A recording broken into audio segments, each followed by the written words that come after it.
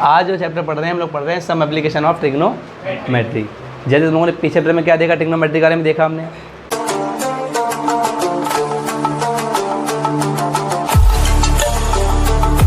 हमने देखा ट्रिग्नोमेट्री में कुछ रेशियो थे हमारे 6, sine theta, cos theta, tan theta, sec theta, cosec theta, cot theta. Clear है बात। हमने इनके कुछ फॉर्मूले भी देखे थे, जैसे P/H, B/H, P/B। याद है कि नहीं याद है? उसके बाद हमने सेकंड स्टेज में क्या देखा था, कुछ टेबल देखी थी, याद है वैल्यू कि नहीं?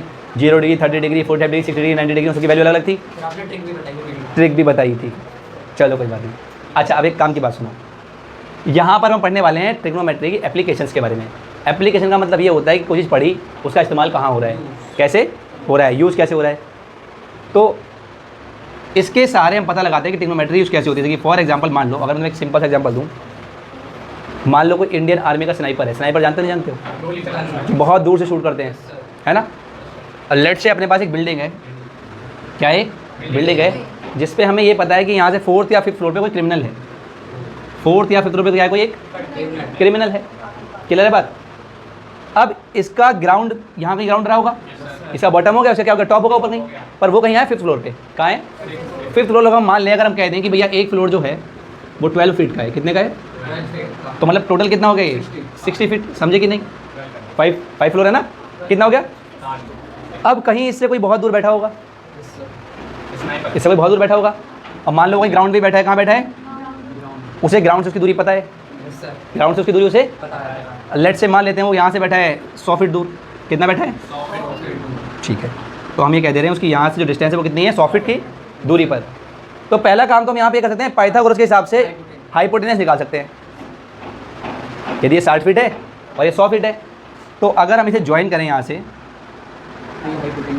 तो लगभग बताओ ये कितना आएगा। अगर हम इसे नाम दे दें, ये C है, ये B है और ये है, तो पाइथागोरस से पहले साइड निकाल के देखते हैं। ठीक है, तो ये हाइपोटेनस है क्योंकि, तो ये बताइए कि AC का स्क्वायर बराबर होगा AB का स्क्वायर, मानते हो, प्लस BC का स्क्वायर।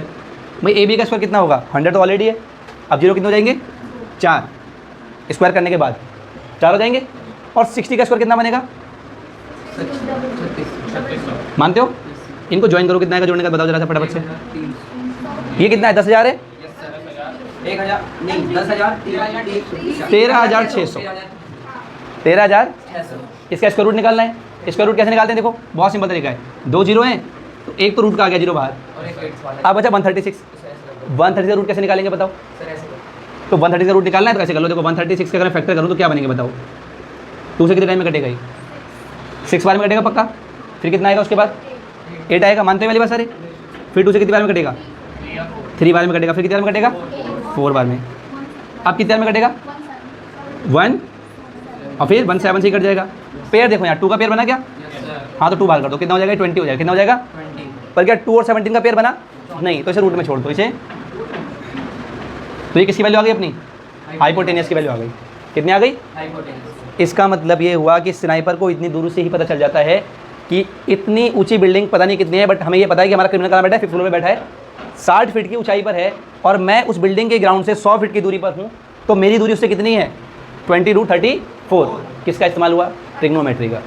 ट्रिग्नोमेट्री ही तो है। उसके बाद वो ये पता लगाता है, इतना करने के बाद उसे यहाँ का एंगल ही मिल जाएगा। मिलेगा कि नहीं मिलेगा, ठीक है। जैसे ही उसे यहाँ का एंगल मिल जाएगा, फिर अब उसे ये पता है कि उसे यहाँ से लेके यहाँ तक का इतना डिस्टेंस कवर करना है, 20√34 जो है डिस्टेंस से कवर करना है। अब उसे स्नाइपर को कभी तुमने देखा हो जब वो शूट करता है तो बचने का कोई चांस होता ही नहीं है। गोली अब लगते हैं ना तो सीधे आर पार, मतलब स्पीड क्या होती है, बहुत ज़्यादा, बहुत ज़्यादा। तो स्पीड का भाई फॉर्मूला क्या होता है बताओ, distance upon time. Distance upon में, ये बात तो जानते हो, डिस्टेंस के बारे में पता ही है तुम्हें, है कि नहीं? अगर यहाँ से मैं टाइम निकालना तो क्या करोगे, डिस्टेंस अपॉन में स्पीड। डिस्टेंस अपॉन में जितने कम समय में गोली जाएगी उतनी ज़्यादा घात पहुँचाएगी, उतना ज़्यादा डैमेज करेगी। जितनी ज़्यादा समय में जाएगी मतलब गोली बहुत धीरे धीरे ट्रैवल कर रही होगी, है ना, तो डैमेज भी क्या पहुँचाएगी, कम। इसके लिए बहुत ही ज़्यादा स्पीड होनी चाहिए। तो वो डिस्टेंस के अकॉर्डिंग पता लगा लेते हैं कि इतना डिस्टेंस है तो लगभग इतनी स्पीड हमारे पास होनी चाहिए ताकि हम सामने वाले को इजीली शूट कर पाएँ। अच्छा, इसका इस्तेमाल गलत तरीके से भी कर सकते हैं। कैसे, यदि स्नाइपर इसका यूज़ कर रहा है तो कोई क्रिमिनल भी इसका यूज़ कर सकता है। वो ऊपर से देख रहा होगा, क्या पता उसे बैठा हुआ, वो ऊपर से तो देख रहा होगा। तो क्रिमिनल भी पढ़े लिखे होते हैं, इसका मतलब है उन्होंने भी ट्रिग्नोमेट्री थोड़ी बहुत पढ़ी होगी। दूसरा एग्जाम्पल देखो, सुनो ध्यान से। जैसे हमारे घर में मान लो ये ग्राउंड है, क्या है हमारे घर का ग्राउंड। अब अपने घर में स्टेयर्स बनते हैं, क्या बनते हैं? स्टेयर्स बनते हैं। एक स्टेयर ये हो गया और एक स्टेयर ये हो गया। अब आप खुद देखिए कि इस वाले स्टेयर पर चढ़ना बहुत मुश्किल है, लगभग एकदम स्ट्रेट है ये, बट इस पर चढ़ना थोड़ा, और अगर मान लो एक स्टेयर ऐसा बन जाए तो ये सभी स्टेयर्स क्या हैं? ग्राउंड से डिफरेंट एंगल बनाने के लिए बना रहे हैं। लेट्स से हम कह दें कि भाई यहाँ पे एंगल बनना है θ1, θ2, θ3, तो हम लिख सकते हैं कि θ1 बड़ा होगा θ2 से और ये बड़ा होगा θ, हाँ कि ना? तो ये एंगल ऑफ एलिवेशन ही तो है। क्या एंगल ऑफ एलिवेशन? अब जिसकी एंगल की वैल्यू जितनी ज़्यादा बड़ी होती है उसका स्लोप भी क्या होता है? उतना ज़्यादा होता है। स्लोप जानते हो कि नहीं जानते हो? 9th क्लास में हमने थोड़ा बहुत देखा होगा, ढलान जो होती है इसे कहते हैं हम लोग, ग्राफ में पढ़ा होगा। तो जितना ज़्यादा स्लोप होता है, जितना ज़्यादा उतनी ही ज़्यादा लाइन स्टीप होती है। स्टीप बोले तो एकदम खड़ी लाइन, जैसे कई लोग बोलते हैं घर में क्या हम लोग खड़ा जीना एकदम बिल्कुल। जैसे कई सारे मंदिर हमारे हैं जिनकी चढ़ाई कैसी होती है? एकदम सीधी सीधी होती है। ऐसा नहीं है कि पहाड़ पर तुम ऐसे करके चढ़ते हो जा रहे हो, नहीं, वो ऐसी होती है सीधी एकदम। तो वो चढ़ाई कैसी है? खतरनाक है। तो वहाँ पे किसका रोल है? थीटा का ही तो रोल है, मतलब ट्रिग्नोमेट्री का रोल है। तो घर में जब हम स्टेयर बनाते हैं तो इस बात का खास तौर से ध्यान रखते हैं कि थीटा ना तो बहुत कम हो और ना ही बहुत ज़्यादा। अगर बहुत कम हो जाएगा तो इसकी वजह से वो क्या होगा? ये स्टेयर अगर तुम देख रहे हो ये वाली इतने कम एंगल पे आ रही है तो उसकी लेंथ कितनी ज़्यादा बढ़ गई? लेंथ बढ़ जाएगी नहीं बढ़ जाएगी? तो वो स्टेयर बहुत लंबा हो जाएगा, स्टेयर बहुत लंबा हो जाएगा। तीसरा एग्जाम्पल देखो, ऐसा कभी तुमने पार्क वगैरह में देखो बच्चों के लिए स्लाइड लगाए जाते हैं, बड़े बच्चों के लिए स्लाइड ऐसे लगते हैं और छोटे बच्चों के स्लाइड ऐसे लगते हैं। वहाँ एंगल ध्यान रखा जाता है क्योंकि छोटे बच्चे इतने ज़्यादा हाई स्लोप पर नहीं झूल सकते हैं, समझे कि नहीं? तो ये किसके अकॉर्डिंग लगते हैं? हाइट के अकॉर्डिंग। जो छोटे बच्चे होंगे उनके लिए स्लाइड बनाया गया ताकि वो जल्दी झूल पाए इस पर, और जो बड़े बच्चे होंगे वो इस साइड से भी आ सकते हैं। ये तुम कहीं भी देखो, किसी पार्क वगैरह में भी जाओगे तुम तब भी ये बात ऑब्जर्व कर सकते हो कि कुछ झूले बहुत ऊँचे होते हैं और उन पर सिर्फ बड़े बच्चे ही जाते हैं, छोटे बच्चे क्यों नहीं जाते? क्योंकि स्लोप क्या होगा? बहुत ज़्यादा स्लोप क्या होगा? बहुत। और छोटा बच्चा कोई उतना कंट्रोल अपने ऊपर नहीं कर पाएगा तो उसे गिरने के चांस क्या हो जाएंगे? बढ़ जाएंगे। तो ये इन सारी जगह पर ट्रिग्नोमेट्री यूज़ भरपूर तरीके से हो रही है, समझे कि नहीं? क्लियर है बात? अब हम वो पढ़ लेते हैं कि जो हमें इस चैप्टर में अपने काम के लिए पढ़ना है और इसमें कैसे कैसे क्वेश्चन आने वाले हैं। क्लियर है बात? इतना तो तुम लोगों ने देख ही लिया कि बिल्डिंग्स वगैरह आ रही हैं, तो इस चैप्टर में जो आने वाली चीज़ें वो क्या होंगी? बिल्डिंग्स, टावर्स, स्टैचूज वगैरह वगैरह वगैरह। क्लियर है बात? ठीक है। तो मान लो ये ग्राउंड है, मान लो क्या है? ग्राउंड है, ठीक है। यहाँ पर कोई एक बिल्डिंग है, हमें नहीं पता उसकी कितनी हाइट है, बट यहाँ कोई एक बिल्डिंग है, ठीक है। सिमिलरली एक और बना लेते हैं ऐसे ही कि ये इसके समतल एक और ग्राउंड है और यहाँ पर एक दूसरी बिल्डिंग होगी, है ना? क्लियर है बात? अब काम की बात समझो। अपने पास दो जन हैं, ए और बी। कितने जन हैं? दो जन हैं, ए और बी। ए खड़ा कर दिया हमने यहाँ पर और बी खड़ा कर दिया हमने यहाँ पर। मतलब क्या हुआ? ए खड़ा है अपने ग्राउंड पे, ठीक है, और बी खड़ा है बिल्डिंग के टॉप पे। क्लियर है बात? समझ में आ रही है बात? ये ए जो है यहाँ से देख रहा है कि बिल्डिंग के टॉप को देख रहा है। किसको देख रहा है? ए जो है बिल्डिंग के टॉप को देख रहा है। तो जब ये देख रहा है इसका मतलब ये समझो, अगर हम नॉर्मली भी देखें कि हम लोग ऐसे सीधे खड़े हैं स्ट्रेट, और बिल्डिंग ऑब्वियस सी बात है हमसे ऊंची ही होगी, हमें देखने के लिए अपने आई साइड नॉर्मल को थोड़ा सा ऊपर की तरफ इंक्लाइन करना पड़ेगा, कुछ इस तरीके से, है कि नहीं? बट हम ये इंक्लाइन खुद कर रहे हैं, अपने आप तो नहीं होता, हम खुद कर रहे हैं। नॉर्मल आई साइड क्या है हमारी? ये बिल्कुल ये। अब ये मान लो अगर मुझे कुछ ऊपर देखनी है तो मैंने यहाँ से करके ऐसे इतना कर दिया, तो जो ये एंगल बनेगा दिख रहा है बीच में, ये नॉर्मल आई साइड है मेरा, और यहाँ से अगर मैं कहाँ देखूँगा थोड़ा ऊपर की तरफ, तो यहाँ के ऐसे बीच में एक एंगल आ जाएगा। आएगा कि नहीं आएगा? जितना ऊपर देखना है हमें उतना एंगल बनेगा नहीं बनेगा? तो यही हमारा क्या कहलाएगा? Angle of elevation. क्या कहलाएगा? Angle of elevation. मान लो अपनी नॉर्मल आई साइड ये थी, ठीक है, और हम यहाँ से कहाँ देख रहे थे? ऊपर की तरफ, तो ये क्या बन गया? Angle of elevation. समझ में आई बात कि नहीं आई? ये अपनी आँख है मान लो, ये बात पल्ले पड़ी नहीं? पहले बताओ, नॉर्मल हाइट से हमने कितना एंगल ऊपर की तरफ इंक्लाइन कर लिया? क्या कर लिया? इंक्लाइन। क्या कहलाएगा? Angle of elevation. वहीं दूसरे वाले केस में क्या हुआ? ये जो बी वाला व्यक्ति है, ये जो बी वाला व्यक्ति है, बिल्कुल ये अपने नॉर्मल पॉइंट से, जो कि बिल्डिंग के टॉप पे बैठा है, कहाँ देख रहा है? नीचे देख रहा है। कहाँ देख रहा है? नीचे। तो ये जो एंगल बना रहा होगा वो क्या बना रहा होगा? Angle of depression. कैसे? फिर से भाई नॉर्मल हाइट हो गई अपनी, है, और नीचे देखना है तो ऐसे करोगे नहीं करोगे लाइन? अब यहाँ पे जो एंगल बनेगा यही क्या कहलाएगा? Angle of depression. लेकिन एक काम की बात समझो भैया, यहाँ तो तुमने जो एंगल मेजर करा है ये ग्राउंड से मेजर कर लिया, यहाँ तो कोई ग्राउंड ही नहीं सेट। कोई ग्राउंड सेट है क्या? नहीं। तो पहले हमें ग्राउंड सेट करना पड़ेगा, मतलब वाई लाइन हमें पहले बनानी पड़ेगी। तो हम यहाँ बना लेते हैं वाई लाइन। अब ये जो एंगल यहाँ से बन रहा है नॉर्मल आई साइड से, इसे क्या कहेंगे? थीटा। और ये क्या कहलाएगा? Angle of depression. Angle of depression. समझ में आई बात कि नहीं? बोलो। तो ये हुआ एंगल ऑफ एलिवेशन और ये क्या हुआ? Angle of. पहले बड़ी बात, जब हम नॉर्मल आई साइड से किसी चीज़ को नीचे की तरफ देखते हैं तो वो बनता है एंगल ऑफ डिप्रेशन। जब हम नॉर्मल आई साइड की रेंज से किसी को ऊपर की तरफ देखते हैं इंक्लाइन एंगल पर, उसका बोलते हैं एंगल ऑफ एलिवेशन। दूसरा नाम ये भी कह सकते हो कि एलिवेशन को तुम लोग इंक्लाइन भी बोल सकते हो और डिप्रेशन को तुम लोग डिक्लाइन भी कह सकते हो। समझे कि नहीं? एलिवेशन और डिप्रेशन समझ पाए आराम से? पक्की बात है? ठीक है। अब एक आधा क्वेश्चन करके देखते हैं तो तुम्हें समझ आएगा अच्छे से करना क्या है हमें। क्लियर है बात? पहले क्वेश्चन में क्या कह रहा है कि एक रोप है अपने पास 20 मीटर लंबी। एक रोप अपने पास 20 मीटर लंबी। और इस क्वेश्चन को करने का तरीका भी देख लो, यही मात्र क्या होता है सबसे बढ़िया। क्योंकि इस चैप्टर में तुम्हें जो क्वेश्चन मिलेंगे उसमें तुम ट्रिग्नोमेट्री तो आराम से लगा दोगे, जैसे कि हमने अभी यहाँ लिख रखा था कि फॉर्मूला लगाना है और वैल्यू याद करनी है, बहुत आराम से लगा दो, कोई दिक्कत वाली बात नहीं। लेकिन तुम्हें जो खा जाएगा वो है इसकी अंग्रेजी। कि क्वेश्चन की अंग्रेजी होगी 4 लाइन, 5 लाइन, 6 लाइन की और आंसर आ जाएगा 2-3 लाइन में ही। समझे? तो क्वेश्चन को कभी भी पूरा एक बार में नहीं पढ़ना है।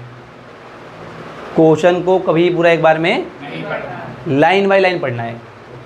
अब जैसे कि क्वेश्चन को पढ़ो तो उसमें देखो ध्यान से लिखा दिखाई देगा कि इतना अपने अपने काम का उठा लो, जो अपने काम का मटेरियल है उसमें। जैसे कि हमें मिल गया क्या कि 20 metre long rope, 20 metre long rope. तो देखो ध्यान से, 20 मीटर लॉन्ग रोप का मतलब ये हो गया कि 20 मीटर लंबी रस्सी है। पहला ख्याल हमारे दिमाग में ये आना चाहिए कि रस्सी पर क्लाइंबिंग हो रही, तो क्लाइंबिंग ऐसी तो होगी, चढ़ रहा हुआ ऐसे रस्सी पे। लेकिन उसके बाद फिर उसने क्या कहा कि क्लाइंबिंग तो रस्सी पे कर रहा है, लेकिन रोप का जो एक कॉर्नर है वो ग्राउंड से अटैच है। कहाँ से अटैच है? और एक अटैच कहाँ है? पोल पर अटैच है। एक कहाँ अटैच है? पोल पर। इससे हमें ये कंफर्म होता है कि रस्सी जो है ऐसी सीधी लगी हुई नहीं होगी। किस फॉर्म में होगी? स्लैग्ड फॉर्म में होगी, जैसे कि स्टेयर या स्लोप। तो हमने यहाँ से यहाँ तक ऐसे रस्सी बना दी अपनी, और रस्सी की लंबाई हमें कितनी दी है? 20 मीटर। अब तुम ये भी कह सकते हो कि भैया हमने रस्सी का एक छोर लगाया पोल पे, एक लगाया ग्राउंड पे। वो तो बात यहाँ भी सही थी। मान लो हम यहीं पर एक पोल बना दें। क्या बना दें यहाँ पे? तो पोल के ग्राउंड पे भी आ गया और पोल के टॉप पे भी आ गया। तो ये गलत क्यों है डायग्राम? तो गलत इसलिए है क्योंकि देखो इसी क्वेश्चन में आगे एक और बात ऐड करी है कि रस्सी जो है वो ग्राउंड से 30 डिग्री का एंगल बना रही है।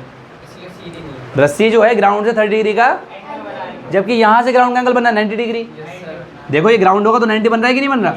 पर हमें कितना बनाना है? 30। इसलिए लाइन कैसे खींची गई है? तिरछी खींची गई। नॉर्मली हमने ऐसे सर्कस में देखा होगा कभी कि जो जोकर वगैरह कोई भी आता है रस्सी पे क्लाइंब करता चला जाता है, चढ़ते हैं वो लोग रस्सी पे। तो अब अगर हम इसे नाम देते हैं लेट से ए, बी और सी, तो ये अपना क्या होगा? पोल हो गया। और इसकी हाइट क्या मान लेते हैं हम लोग? एच मान लेते हैं। तो हमें पोल की हाइट निकालनी है। थीटा कितना दिया है हमको? 30 डिग्री। 30। अब काम की बात समझो। दूसरी बात जो इसमें काम किया क्या है, ये क्वेश्चन सॉल्व करने का पहला देखा तुमने क्या देखा कि इंग्लिश में नहीं जाना, थोड़ा थोड़ा पढ़ा, गिवन लिखा, कर लिया। ये क्वेश्चन अगर तुमने इसका डायग्राम बना लिया सही सही, क्वेश्चन पढ़ने के बाद अगर तुमने इसका डायग्राम सही सही बना लिया तो ये समझ लो 50% क्वेश्चन सॉल्व हो गया। डायग्राम बनते ही 50% क्वेश्चन सॉल्व हो गया। उसके बाद बाकी जो 50 बचा, तो बाकी 50 में ही तुम पहले ये पहचानो कि ये एक ट्रायंगल राइट एंगल ट्रायंगल है कि नहीं है, जिसमें तुम्हें बेस के बारे में नहीं पता है, परपेंडिकुलर के बारे में नहीं पता है। इसे बेस क्यों बोल रहे हैं? क्योंकि थीटा यहाँ लिया है, और हाइपोटेनस के बारे में पता है? तो तुम इस ट्रायंगल को देखो ध्यान से, तुम्हें थीटा पता है और हाइपोटेनस पता है, पता क्या नहीं है? परपेंडी है। तो तुम खुद ये देखो, तुम इसे पी कहते हो नहीं कहते हो अपने मन से परपेंडिकुलर, उसे क्या कहते हो? तो ऐसा कौन सा फॉर्मूला है ट्रिग्नोमेट्री में जहाँ पी एच आते हो? साइन होता है। मानते वाली बात। तो यदि हम इसमें लगा दें कि in triangle ABC, in triangle ABC angle ये कितना दिया है अपने को? 30 डिग्री। तो हम लिखें अगर साइन 30, क्या लिखें? तो हम लिखेंगे बी सी अपॉन में ए सी, बी सी अपॉन में ए सी लिखेंगे बताओ, मानते वाली बात भाई। परपेंडिकुलर अपॉन हाइपोटेन्यूस आ गया। अब ये बताइए साइन 30 की वैल्यू कितनी, 1/2 होती है भाई। बी सी की वैल्यू कितनी है पता नहीं है ना, तो क्या लिख दो वहाँ पे एच, निकालना है हमको। ए सी कितना है बताओ 20, ये 20 डिवाइड में रहेगा तो मल्टीप्लाई में आएगा, तो 20/2 बराबर एच, कितना बचेगा 10 मीटर बराबर एच।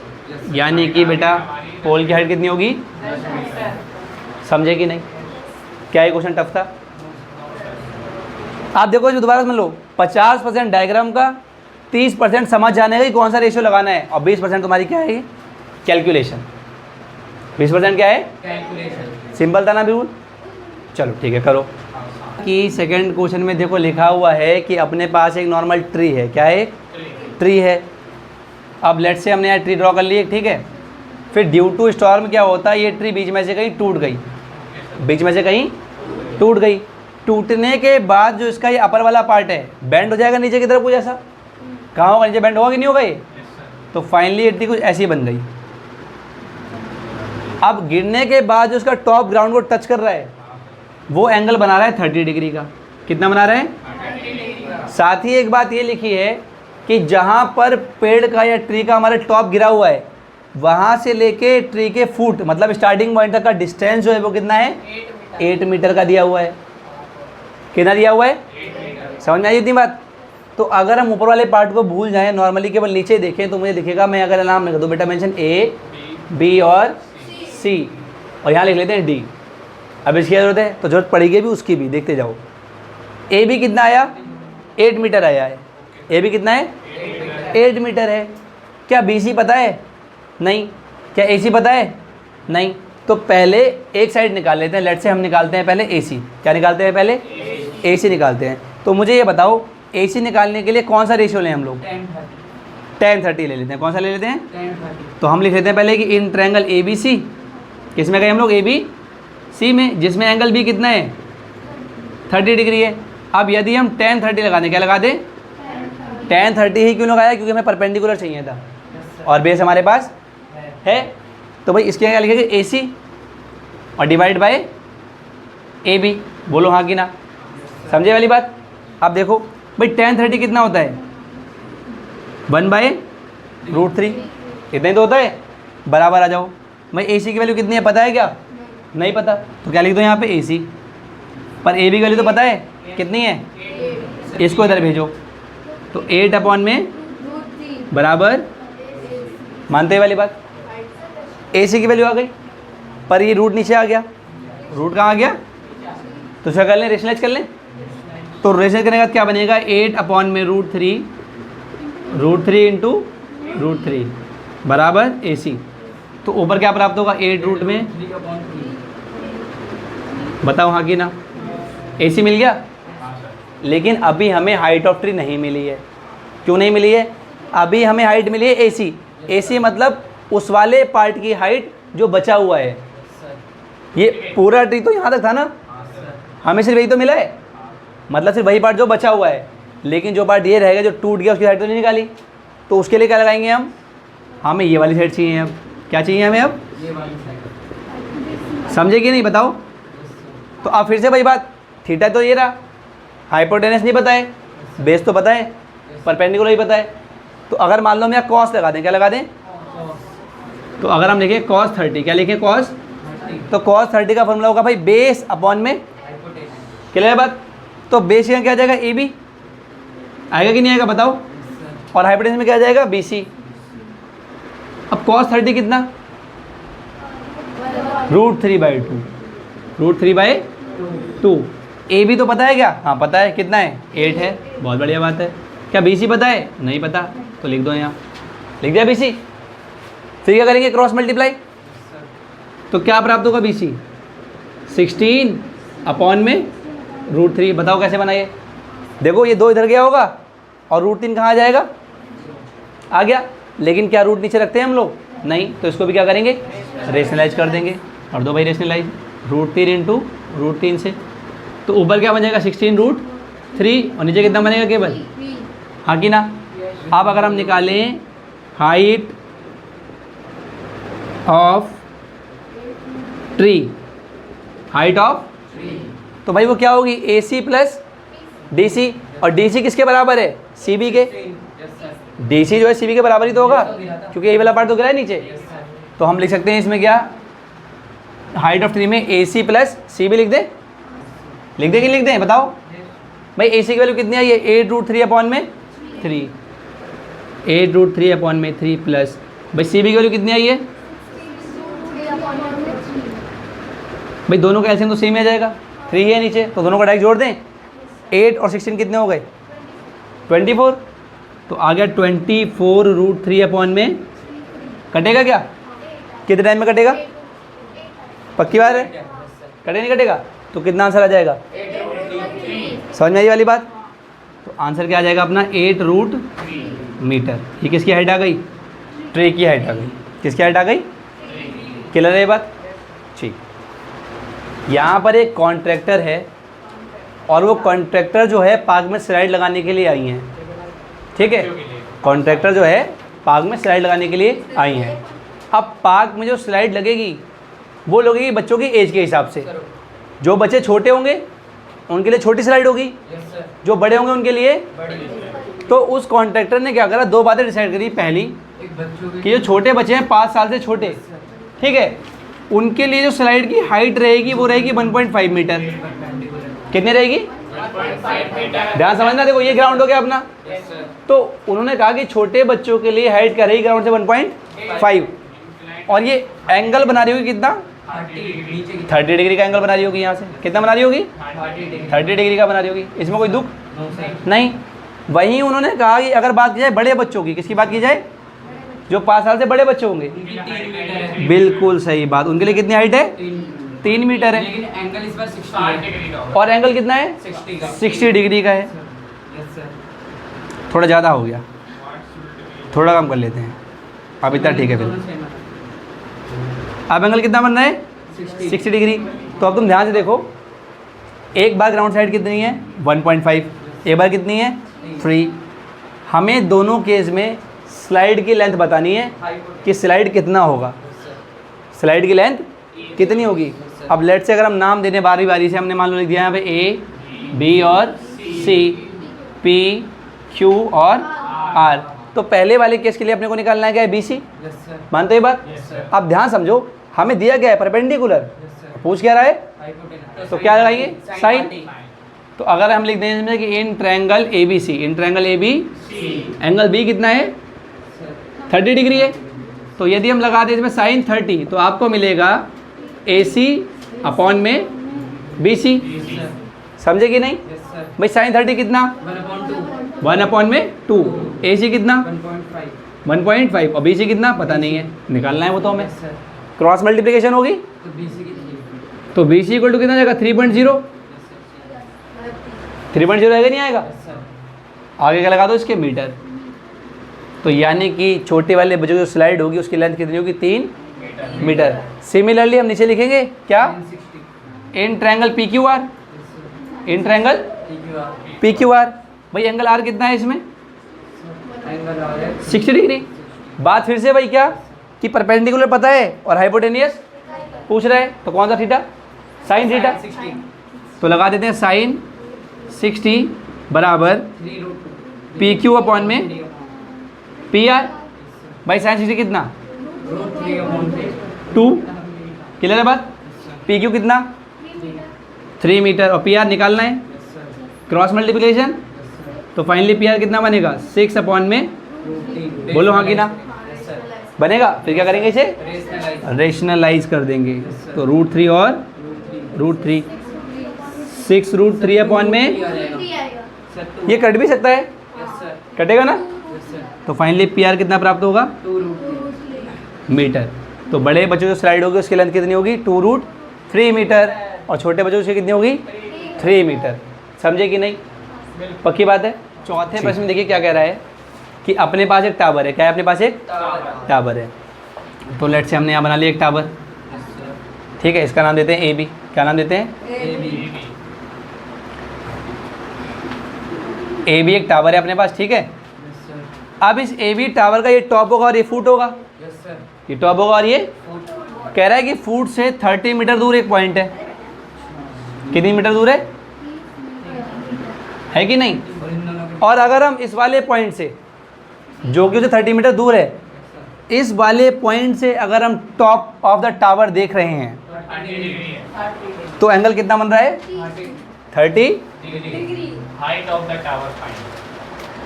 समझे कि नहीं? मतलब यहाँ से एंगल कितना बना रहा है वो 30 डिग्री। क्लियर है बात? थीटा यहाँ आ गया अपना 30 का डिग्री। डिग्री आ गया, 30 डिग्री। क्लियर है बात? तो अब सिंपल सी बात है, हमसे पूछ क्या रहा है? हाइट ऑफ दी टावर, मतलब ये वाली चीज़ पूछ रहा है हमसे। ये तुम्हें पता है कि नहीं पता है? कितना है ये? 30। इस थीटा के लिए बेस है परपेंडिकुलर है? बेस है। परपेंडिकुलर पूछ रहा है, बेस दिया हुआ है, कौन सा फॉर्मूला लगेगा? 10 tan वाला। कौन सा? 30 tan वाला। तो अगर हम चलें इन ट्रायंगल ए बी सी, भाई एंगल इसका नाम तो सी, यहाँ पे एंगल सी जो है कितना है? 30 डिग्री। तो हम लगा देंगे tan 30। तो tan 30 क्या होगा? ए बी अपॉन में ए सी। क्लियर है बात? Yes sir. भाई tan 30 कितना? 1/√3। बहुत बढ़िया। ए बी कितना पता नहीं है, ऐसे लिख दो, यहाँ पे हाइट निकालनी है क्योंकि यस सर। ए सी कितना है 30। वहाँ पहुँचेगा। Yes sir. तो 30 अपॉन में √3। Equal to H. फिर क्या करोगे? Yes sir. Rationalise. Yes sir. तो 30 अपॉन में √3। और यहाँ क्या आएगा? इंटू √3 अपॉन में यस सर। 30 √3 आएगा, नहीं आएगा? सर। और नीचे क्या प्राप्त होगा? 3 कटेगा। Yes sir. कितना प्राप्त होगा? 10। मीटर बराबर एच। मतलब ये हुआ कि टावर जो है अपना, टावर की हाइट कितनी आ गई? 10 रूट में। समझ में आएगी बात? नहीं आई? इसी तरह के आसान आसान क्वेश्चन हम लोग करते रहेंगे, बाकी करेंगे कल। क्लियर है बात?